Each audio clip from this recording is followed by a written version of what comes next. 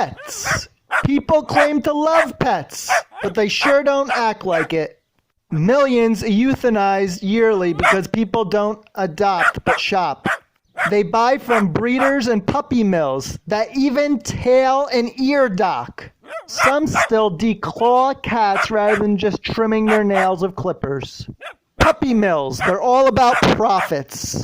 Inbreeding dogs has led to many health problems, like pugs who barely can breathe.